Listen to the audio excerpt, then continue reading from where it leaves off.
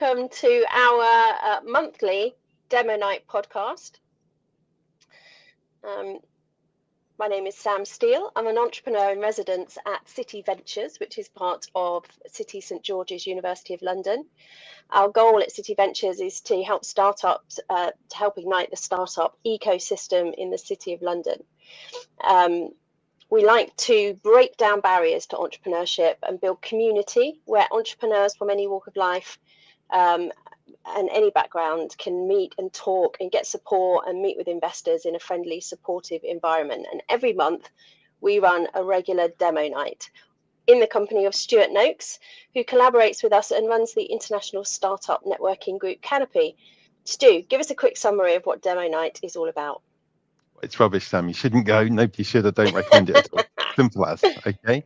No, I mean, this week was brilliant and a great example of how it's all supposed to work, right? So part of the manifesto is really simple. It doesn't matter if you've just exited on $500 million or you've just walked in on the street and you don't know what's going on. You get exactly the same experience, sit on the same chairs, get the same food, get the same access and get to talk to the same people.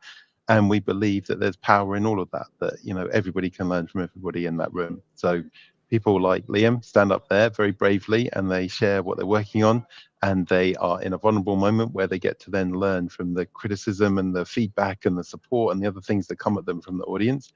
And it's not the pitch competition that people usually turn up to. It's not that moment of, I am awesome, give me money. It's that this is what I'm working on, this is what I'm trying to do, tell me what I'm missing kind of moment. And it's that helps everybody learn and get stronger. And that's what we've been doing for a decade since we launched in Somerville, Massachusetts, way back in 2013. Great, thanks, Stu. And as you mentioned, let's say hello to Liam. Liam, you pitched your venture on Wednesday night at Demo Night, and you were voted the People's Choice winner, even though there are no real winners.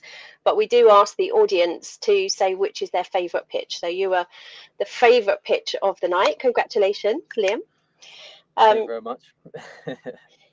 So do you want to just give us a little bit of information about your business, what it's called, what it's all about? Yeah, of course. So I'd like to just say thank you to you guys for letting me pitch for the demo night. Really enjoyed it. I've been to quite a lot of demos and pitches, and there's something special about Canopy, I'd say. Everyone is so nice. Everyone knows each other. It's like a family, really. So I'd like to just say thank you for inviting me, first off. And a little bit about StudentVenture. So we have been building StudentVenture for the last 2 years now, and it's been a mission. It's been a struggle, just trying to find the path of where we're fitted within the market. I believe when you have a startup, you've got an idea, but it takes a long time of trial and error, constant, basically failure, until you realize where the path is. And so now it feels like we found that path and we built our platform. Basically, it's released next week. And so it was really nice just to basically show that to everyone the other night and really get great feedback of what we've built. So it really feels like it's a really good mission that we're trying to solve, a big problem that we're trying to solve. And it really feels worthwhile, especially when you get voted for this, and just speaking to everyone and feeling how much they loved what we're doing. So yeah, great. So give us the elevator pitch for what City, what's it called? City StudentVenture. StudentVenture, beg your pardon. What's StudentVenture about? Just give us the elevator pitch for people that weren't there. So StudentVenture, we're basically building a student recruitment revolution, just changing the way industry hires young talent. And you could say the long-term vision is to build a LinkedIn for students. So we're really trying to bridge that gap between industry and university. As we see with many companies and industries, they're struggling to find the right talent, right? And I speak to hundreds, thousands of students, and they're struggling to find work. So there's clearly a gap, and we're trying to bridge that. And so we've got an all-in-one platform to help companies do 3 things: access more students, engage students in more ways than currently possible, and recruit more effectively. And the whole aim and the whole purpose behind what we do is to provide students experience related to their degree. So when they finish university, they've got something on their CV, they've got some real world experience, and they become better human beings, really. So that's really what we're looking to do. It sounds great. What was your inspiration, Liam? Because you're quite young. Was it your experience of being a student yourself? What So made you think about this? basically applying for hundreds of jobs and getting no interviews. So I just thought, let me just create my own company. And I realized from my experience and seeing everyone around me, they were struggling to find any experience related to their degree, right? And even now, people that I speak to who I basically went to university with, they still can't find work. And I just saw that there was a growing problem. It's a great time now because really there's more and more students going to university. The problem's getting bigger, and so it's really a good time for us to be placed within the market because, yeah, we've got a huge amount of demand. Okay, so you saw a gap. Oh, I think Liam's frozen. Let's see if we can catch him up. Stuart, let me ask you whilst we're waiting for Liam's internet to drop back in. What do you think about Liam's starting point? It's personal. He saw a gap. Is that normal for startups? Is that a good place for startups to start? It's the best place for entrepreneurship to begin, right? So the secret weapon at the stage that Liam's at is empathy. So if he's solving a problem for himself, he's got the highest empathy. The moment it's any degree of separation from who he is as a person, he's got to kind of get to that mental leap over to who the real customer is. So it's the perfect place to start. And what I actually had breakfast with the person that introduced Liam into Canopy in the first place, and one of his investors, and he describes what Liam's doing really, really well. And what's interesting about it is it took me many years to get as mature in my thinking about recruitment as Liam actually is already. So the way the other Liam described it is it's task-based recruitment. So with people, the students showing what they can do, and then the companies recruiting them on the basis of that's good. So you can actually do stuff rather than you've got a certificate or you've got some sort of thing you've studied. Here you can do the thing that I need to be and that I'm recruiting for. Now, it took me a long time to recruit like that. I kissed a lot of frogs to actually work out that that's a very smart way to recruit. And he's beginning the journey in that way. The other thing that the investor described it as is he said it's the colorblind way of recruiting, because what you're doing is you're saying, here's a task completed. If it was done in the way you wanted it, I'm the person you want. And you don't really see anything. You don't see a CV, and you don't see the ethnicity of the person behind that, or the age, or anything about the color of their hair. Even you just see the task can be done by that person, and it's a really mature way of looking at it. I don't know how you got there so quickly, Liam, because I feel a bit dumb for taking sort of 5 or 6 years to get to that level of thinking. Yeah. I think you hit the nail on the head of what we're trying to do with that task-based recruitment process. Is it gets rid of any bias involved. Doesn't matter what university you went to, your age, what degree you did. It really is basing your decision on the task and the quality of that task rather than anything else. And we've really seen that's the best way to hire. Plus, what that does as well is, say 1,000 people apply for a job, right? The person that gets the job, we then can see what the quality of the task is, and then we can send that task to the 999 that didn't get the job, and they can get feedback on, okay, this is what I need to do to get to the level to get a role. And so it provides that bespoke feedback which you can't get anywhere else. If you see these psychometric personality tests, it's really demoralizing, isn't it? Yeah, really. I know lots of 24, 25-year-olds who are applying for jobs who just get no feedback. They're just ghosted. Yeah. And that really, really grinds you down and makes you feel kind of worthless, doesn't it? Yeah, 100%. If you're a student and for 6 months, you're doing the same personality tests, the same psychometric tests, it wears you down. And it feels like you're not improving in any way. Even if there's feedback, you've already been provided that feedback time and time again. And so there needs to be something else in the market, and we're really trying to revolutionize that recruitment process. And it works so well for students because they've got no experience in the first place, so they need to showcase what they can do in a form other than past experience, and we feel like this is the best way forward.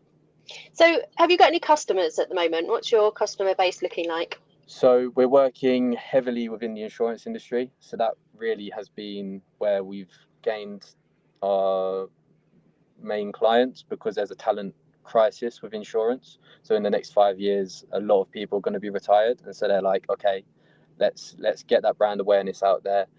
Let's become an industry students want to go into, and let's recruit more effectively. So insurance is one, and obviously because we're a startup, we want to go and we want to take over every industry, but we're going one step at a time, right? So insurance, then construction, hedge funds, and a little bit of technology at the moment. So there's 4 industries that we're involved in.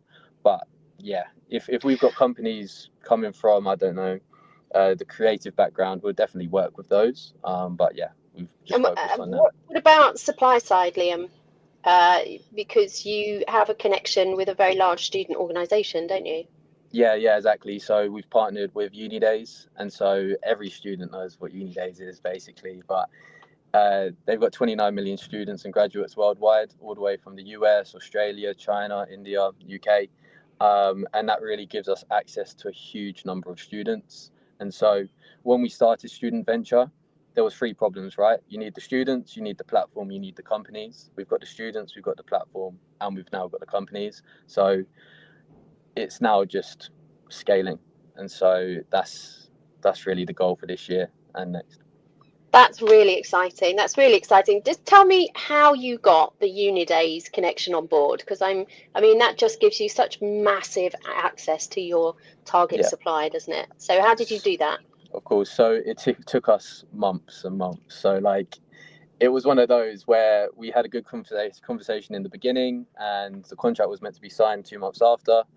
Got delayed, and then finally we've signed the contract. So yeah, it was a difficult journey, and it was from just networking. So I ended up networking with a couple of people, and they really just, Uni Days is a discount company, right? But they're looking into providing students earning and learning, so they can learn and get paid at the same time. And we really started doing this 2 years ago, and so we've now kind of created like a symbiotic relationship where we benefit them, they benefit us, and we're basically partnering to take over the market and revolutionize recruitment. Well, Sam, there's a couple of other things that are really interesting about Uni Days and why they're such a good partner for Liam. So firstly, they're really good because they're based around the corner from Bayes Business School. So let's just say that's serendipity, right? Second piece that's really good is they're actually still run by their founders and they're very entrepreneurial. And the third bit that's really good is the stats that Liam said about the sort of 26, 29 million students that they've got on the platform. That's a genuine stat in the sense of what Unidays do is they data cleanse every year. They get every student to re-enroll every year. And that means that their entire database is always genuine because it's done against the student credentials. They could, if you like, lose all 29 million overnight. That's the risk they take. But that means that when they do have everybody re-signed up and reaffirmed in their credentials, it's a legit stat, and they've got these people that they can really access and they can really provide offers to. So it's not going into some dead-end database of students that left 3 years ago or anything like that. All of those in the different countries that they're in, and they are pretty much global. I mean, there's so many countries now that they're involved in. It gives Liam so much reach. He could with a partnership like that. That is a genuine route to being global already at the start of his journey. It's amazing. It is, Liam. You've done brilliantly. I'm really excited for you. You've been doing this for like 2 years, did you say? Yeah, 2.5 years. I lose count. I've lost count well, at this point. I think there might be people watching who would like to know what you think that your top 3 tips are, what you've learned over the last 3 years to get as far down the road as you have done. You've done such an incredible job. I'm really impressed. I would say number 1 is just, I'd say resilience and just being tenacious. You just got to keep going. Like I heard, it was like a quote, once you stop swimming, you drown. And so like, honestly, the number of paths we've gone down and they failed, and we've just constantly continued. And I think that's because the why was strong enough. So the mission was always to provide experience related to the degree, and because I had an emotional connection to that, I just kept going and going and going. And so I would say you need to find something that you're passionate in and really just be tenacious with it. And it might take a couple of years, but even if it fails, I believe the network that you can build and the person that you become as byproducts is just as important as if it does. Brilliant. Succeed. So I'll just summarize that: passion, resilience, network. Yep. Would you go with that? Yeah. And that's then really yeah. Let me think. I'd say they're like the top three, really. Yeah, passion, three. Resilience, networking. I think that's great. And that's probably about as much as we have time for now. If anyone's interested, next month's demo night will be held at Bayes Business School in London as part of the Innovating for Impact conference, which is on Wednesday, the 9th of April. Stuart and I will be hosting an afternoon session with guest speaker Mara Ibrahim, who invests in startups via the VC incubator Hatch. And we'll also be running a pitch deck clinic. Stu, do you want to say what the pitch deck clinic is about?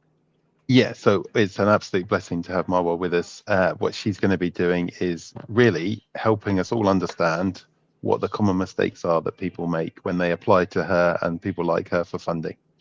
And then after giving us those insights of basically the stupid things that we keep persistently doing that are stopping us from raising money, we're then going to be able to take that, and there's going to be a fireside chat with somebody she's just invested in, is going to be there sharing his experience of being invested in, and she's going to explain why she invested in that startup and how it's all pulled together. And then what we're going to do is take those insights and help anybody in the room who's got a pitch deck that they want to be refined. We're going to look at those things and say, well, look, here's all the stuff that Marwa's just told you. Here's what you're doing. Here's how we make that better for you. And then we go in the evening into demo night where people will be doing it for real. So if anyone wants to sign up, come along. It's free. It's all free. We're giving all of this rich gold information out for free. Go to cityventures.co.uk. And Liam, well done on your demo and your company. I think you're really inspiring. So thank you for giving us sort of 10 minutes of your day to tell us your background.